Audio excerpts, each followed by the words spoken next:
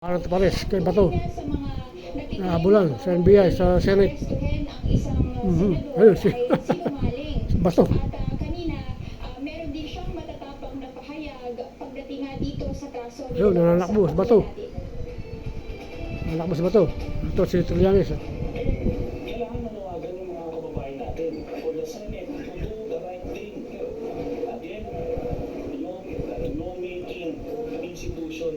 Senate as an institution must not cuddle, kowtow, protect the criminal Bato to be arrested by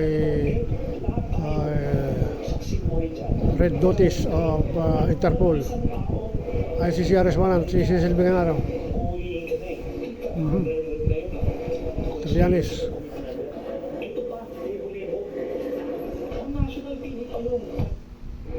National TV. Corina, umaasa itong si Trillanes na sakaling maserve na nga itong ng NBI, itong warrant of arrest kay De La Rosa, ay agad daw siyang ilipad dapat sa The Hague, Netherlands, kagaya raw ng nakaraang nangyari kay dating Pangulong Rodrigo Duterte. Protektahan itong mga senador, Tatandaan natin, doon mga naman sa minyontik na senadores. at Digong. kanina meron ding motion Nagkodeta pa na bago ng Senate President. Si Kyle Cawatano, isa pang minyontik fanatics ni Digong. sa kanyang proteksyon at nakatanggap din tayo ng report na si Attorney Jimmy Bondo, isa sa legal counsel ni De La Rosa, ay nasa baba, nasa labas ng Senate premises para sana matulungan itong si De La Rosa, pero we've yet to hear kung nakapasok na itong si Attorney Jimmy Bondo. Corina. Okay. Ito si Cawatano, na Trusang Cayetano Panyero. Legal to apprehend a sitting senator during session.